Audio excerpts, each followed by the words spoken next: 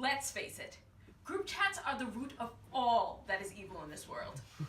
They're like every toxic relationship I've been in, or every relationship I've been in. You need them, but you hate them. So you can imagine how thrilled I was when my friend told me she put me in one. She even had the nerve to text me and say, "Hope you don't mind, added you in a group chat." Of course I responded and said, "No problem, thanks for thinking of me." But in my head I was thinking, bitch, really? But I tried not to trip, and I handled the eternity of memes, GIFs, and unrecognizable numbers that spewed from my phone. At first, it was tolerable. But then, according to a text message I received on September 30th, 2018 at approximately 12:03 p.m., my friend Raven decided she would add 2 of her friends. I'd met these friends before. They were white. One of the girls makes a joke that doesn't land, and a white girl responds with Violet Davis gif. You know the one, where she grabs her bag and leaves. It was funny, but for a couple seconds it just felt strange.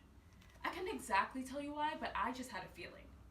Luckily, I had the Guardian July 7th, 2017 handy to tell me that I just been victim of a new disturbing trend. Digital blackface. ScaryMommy.com, which is the best name for a website ever, defines digital blackface as the use of black memes and GIFs by non-black people. It argues the metaphoric donning of black skin and the black experience is yet another way to engage in cultural appropriation. Which is bad, folks. Very, very bad. So let's take a look at the types, effects, and implications of digital blackface. That's right. Welcome to the world's only info ADS. Because we should be done with all forms of minstrel shows. And yes, that's shade to Kanye West. Fun fact, digital blackface and Confederate statues have a lot in common. They both stem from racist past, and at any given moment you can probably find Megyn Kelly to defend it. For those of you unfamiliar with the term blackface, it was a form of makeup worn by male and female actors of white theater in the 1800s, used to depict themselves as black people and to cement racial stereotypes like black people being lazy, black people being uneducated, black people being the only ones who should participate in Kiki challenges. As noted by the Miami Herald of May 26, 2018, as society evolved into a more civil existence, this practice was shunned and widely discontinued. Like any Tim Allen movie should be. Besides, who has time to search for the right shade foundation or eyeliner to give off that perfect smoky eye Uncle Tom look? Maybe she's born with it. Maybe she's racist. Anyway, now you can do it with just a click of a button and boom, digital blackface was born. Teen Vogue of July 2nd, 2017 wants you to know a couple things. 1, despite their name, they are remarkably woke. And 2, 3 major types of digital blackface are mobile apps, parody accounts, and memes. Mobile apps such as Snapchat and FaceSwap Live are known for letting users slap on dreadlocks, an African nose, and darkened skin to their photos. However, Instagram has also been recently co-opted for racist activity. Vice of November 20, 2018 explains white girls are now using darker foundation shades, plumping up their lips and butts, and teasing their hair to replicate curls and kinks. When their original photos are uncovered, they claim they never said they were black, which is what my girl Rachel Dolezal should have done. And then instead of being charged for welfare fraud, she would have been cashing checks from Fashion Nova. Next are parody accounts, where non-black people can tweet and post commentary regarding their perception of black behavior. And to solidify their master plan, see what I did there? They use the profile picture of a well-known black figure. Come on, folks, you didn't really think Tyler Perry was giving away all of his money, did you? I mean, I did. I was hoping something would stop him from making more movies. Finally, memes become the third type of digital blackface, when memes of black people are used by non-black people as reactions to their everyday experiences. That's right, think twice before using that Real Housewives of Atlanta meme of Nene Leakes doing just about anything. We do not want to encourage her. A blonde-haired dude bro once tried to silence me in a group chat, so to scare him I posted a meme of a scantily clad Tina Turner from Mad Max Beyond Thunderdome. But I think it just confused him. Anyway, now we're dating. And like digital blackface, I'm participating in 2 effects: perpetuating racial stereotypes and preserving misogyny. Essence magazine of June 2018 estimates Memes of exaggerated blackness are used at a rate of 9 times that of others, and it's enduring. It's been 8 years since the Antoine Dudson interview, and he's still being used as a meme.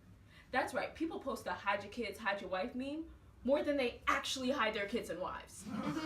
And there are scary things going on, like the Fortnite craze. Priorities, people. Additionally, digital blackface helps to preserve misogyny, because clearly Chuck Grassley and the GOP aren't doing a good enough job. I love this point because it's my first time ever taking a look at BBC News, but when I accessed their website of August 26th of 2018, I was disappointed by 2 things. 1, reading their features in a British accent did nothing for me. And 2, the most popular memes and GIFs are that of black women in attitudinal, inferior, or angry poses. The unimpressed Viola Davis GIF where she picks up her bag and leaves. The meme of Taraji P. Henson hiding behind a Buick.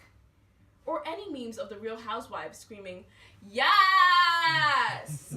are all ways in which digital blackface helps to reinforce images of black women in negative connotations, which then gives license for people to treat us with disdain and disrespect. Trust me, the only time in real life I'd scream, "Yes!" is if Idris Elba walked in and showed me his BBC News. Now, I probably know what you're all thinking. Tashad. What a beautiful name. Is it African? No. What you should be thinking is, what does all of this mean? Luckily for you, I have a few implications.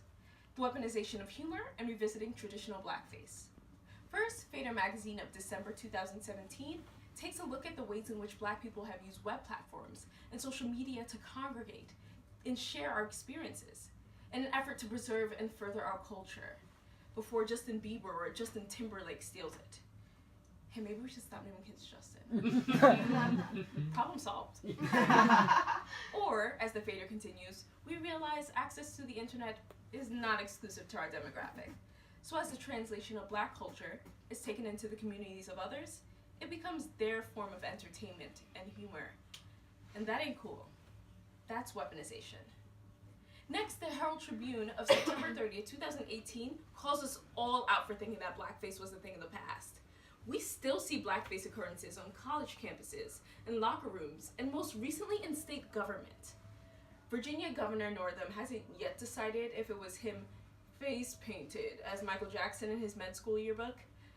Luckily, I know someone who can help him figure it out. Susan from HR. We love Susan. Susan's the one that brings the store-bought cupcakes to the office party and pretends they're homemade. Newsflash. We know Susan. Now, all of this is not to say that you can't use black memes and GIFs as a non-black person. Just ask yourself, why do you feel you have to? So I just spent the last 9 or so minutes discussing digital blackface because I believe it's a thing. And now that you've heard the types, effects, and implications, you believe it's a thing as well.